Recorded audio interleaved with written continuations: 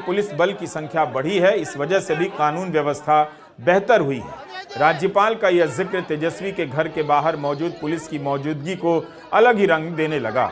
रात के वक्त राजद विधायक चेतन आनंद ने तब कहा कि वे अपनी मर्जी से हैं, थोड़ी देर बाद वहां से चले गए। सुबह हुई तो चेतन आनंद राजद से पाला बदल चुके थे।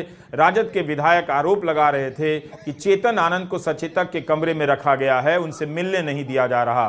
चेतन आनंद और राजद की नीलम देवी ने पाला बदल लिया था। राजद के दो विधायक चेतन आनंद और नीलम देवी, जो मोकामा की विधायिका है राष्ट्रीय जनता दल के, दोनों को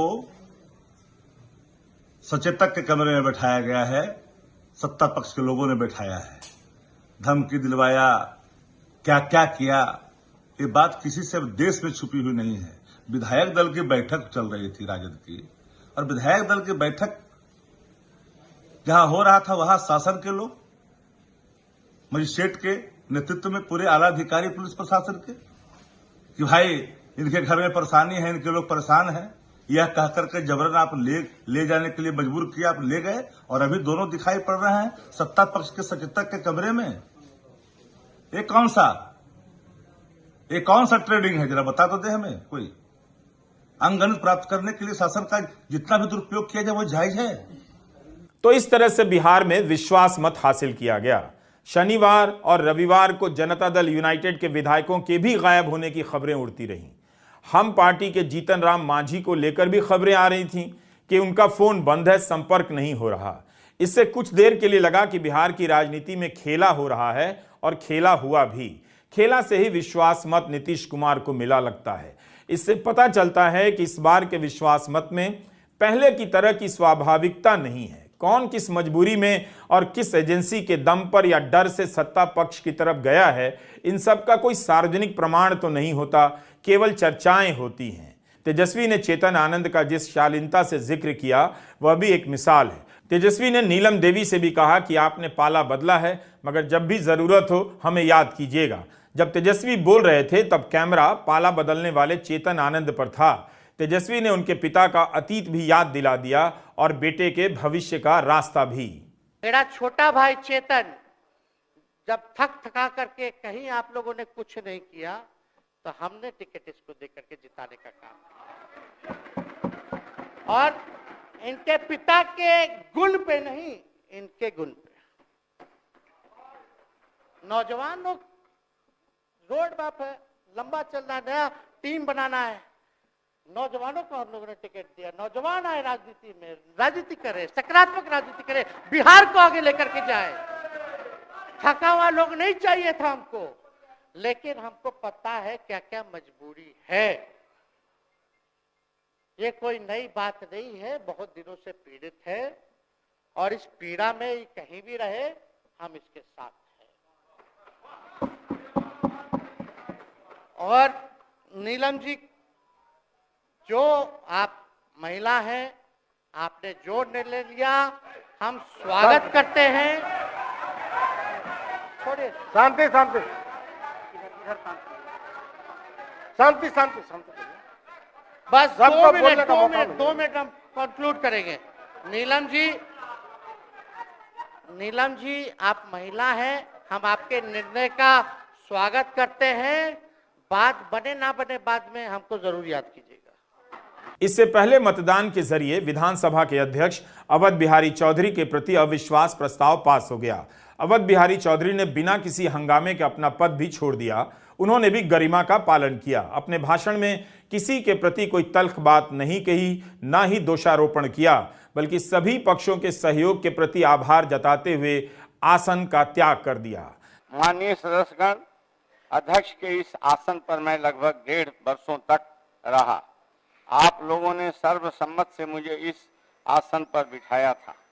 मैं इसके लिए पूर्व में रहे माननीय मुख्यमंत्री जी, माननीय उप मुख्यमंत्री जी एवं मंत्री परिषद के सभी सदस्यों के प्रति आभार व्यक्त करता हूं। मैं जिस दल से आता हूं उसके नेता आदरणीय लालू प्रसाद, पूर्व मुख्यमंत्री श्रीमती राबड़ी देवी के प्रति भी आभार व्यक्त करता हूं। साथ ही मैं सदन के सभी दलों के नेता और माननीय सदस्यों को हृदय से धन्यवाद देता हूं। अपने इस अल्प समय में मैंने माननीय सदस्यों के हितों के हमेशा संरक्षण किया और यह प्रयास किया कि माननीय सदस्य चाहें वह किसी भी दल के हों, उन्हें विधानसभा में कोई असुविधा न हो। सत्ता आएगी जाएगी, लोकतंत्र की इस मंदिर की सार्वभौमिकता और सम्मान सदा बरकरार रहेगा। कल जो था वो आज नहीं है, आज जो है वो कल नहीं रहेगा। मुझे आपसे सदन से निर्वाचित कर जो संसदीय दायित्व सौंपा था उसका मैंने पूरा निष्ठा, कर्तव्य परायणता और ईमानदारी से निर्वहन किया है। मैं सदन के सभी सदस्यों के सुखद जीवन की कामना करता हूं। मैं जनता दल यूनाइटेड ने कैसे मैनेज किया, खुद किया या उसके बदले बीजेपी और एजेंसियों ने मैनेज किया, यह सब चर्चा का विषय है। पहले खबर आई कि शनिवार को मंत्री श्रवण कुमार के घर पर हुए लंच में 6 विधायक नहीं आए हैं। अगले दिन रविवार शाम को विधायकों की अहम बैठक में भी 3 जदयू विधायक नहीं आए। हालांकि जदयू विधायक गोपाल मंडल ने कहा कि पार्टी तीनों के संपर्क में है। इस बीच जदयू ने अपने विधायकों को चाणक्य होटल में भेज दिया। भाजपा ने अपने विधायकों को बोध गया कि एक रिजॉर्ट में वे रविवार शाम पटना आए। यह एक विचित्र स्थिति थी। सारी एजेंसियां बीजेपी के पास, फिर भी वो अपने विधायकों को पटना से बाहर ले जा रही थी। बीजेपी और जनता दल यूनाइटेड को किससे डर था? विपक्ष में तेजस्वी के पास ना तो कोई होमगार्ड ना कोई एजेंसी, फिर बीजेपी और जदयू को अपने विधायकों से क्यों डर लगा? इन दो दलों ने अपने विधायकों का विश्वास कैसे जीता? एजेंसी का डर दिखाकर या किसी और कारण से? सम्राट चौधरी ने सदन में कहा कि उनके 5 विधायक गायब हुए हैं, उन सभी का वे इलाज करेंगे। और आपको स्पष्ट तौर पर बताता हूं, ये जो 5 विधायक हमारे गायब हुए हैं ना, एक का इलाज करूंगा, गलतफहमी में मत रहिएगा। एक बात और नोट करने की रही, तेजस्वी ने अपने भाषण में नीतीश कुमार को निशाना बनाया। सम्राट चौधरी ने तेजस्वी यादव को निशाना बनाया, उन्होंने नीतीश पर कुछ नहीं कहा। बीजेपी नेताओं के भाषण इतिहास में ही छिपे रहे। बीजेपी यह साफ साफ नहीं बता सकी कि जिस नीतीश को उसने किनारे करने का फैसला कर लिया था, उसे गले क्यों लगाया। तेजस्वी यादव ने बार बार नौकरियों का मुद्दा उठाया, बताया कि कैसे उन्होंने शर्त रखी कि नौकरी दी जाएगी। उन्होंने कहा कि नौकरियों को लेकर उन्होंने काम किया है, दबाव डाला है तो वे क्रेडिट लेंगे। यह भी गिनाते चले गए कि उनके कौन से काम कैबिनेट में नहीं लाए गए, अगर वो पास हो जाते हैं तो उसका क्रेडिट वो सम्राट चौधरी को भी देने के लिए तैयार हैं। सत्ता में जगह गंवाकर भी राजनीति में अपनी जगह को बचा लेना एक बड़ी कला है। आज तेजस्वी ने वही करने की कोशिश की। और आप जब गवर्नर हाउस गए महोदय, मुख्यमंत्री जी, जब आप बाहर आए तो आपने बोला कि आपका मन नहीं लग रहा था। आपने ये बोला कि मन नहीं लग रहा था। मन नहीं लगेगा तो हम लोग नाचने गाने के लिए थोड़ी है, आपका मन लगाने के लिए। हम तो आपका साथ ना देने के लिए थे कि जो काम आप बोलते थे असंभव है, उसको हम लोगों ने मुमकिन करके दिखाने का काम किया।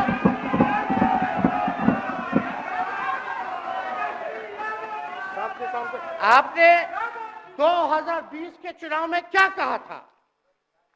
झूठ मत बोलिएगा। देखिए, हम आप लोग से उम्र में छोटे हैं। अपने बाप के पास से लाएगा, जेल से पैसा लाएगा, नौकरी बांटेगा, और संभव है, क्या बोले थे? और हमने उस समय चुनाव के दौरान रोजगार पर विशेष तौर पे हमने बोला था, हमने साइंटिफिक अध्ययन किया, रिक्त पदें हैं इतनी इतनी है, उसको हम लोग जो है भरने का काम करेंगे।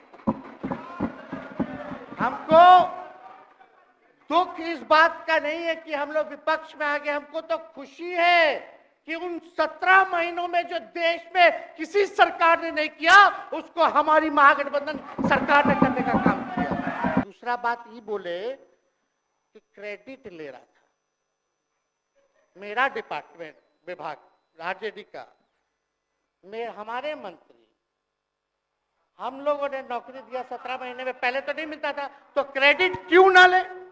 एक मिनट, अब आप लोग सरकार बना लिए, एक मिनट सुनिए ना भैया, सुन तो लो, सुनना ही नहीं चाहते, आप ही के हित में बोलना चाह रहे। तो आप बोले क्रेडिट का। सम्राट जी, विजय सिन्हा जी, ये हम आप लोग को पहले सचेत कर दे रहे हैं। सचेत इस बात का करें कि महागठबंधन की सरकार, तो हम लोग नहीं रहते तो फिर से मुख्यमंत्री नहीं बनते। लेकिन एक बात समझिए, अगर आप लोग अभी सरकार में हैं, जो काम होगा उसका क्रेडिट नहीं लीजिएगा। तो मुख्यमंत्री जी, हम लोग 17 महीने जब थे सरकार में, तो उसका क्रेडिट क्यों ना ले? आप लोग बताइए क्यों ना ले?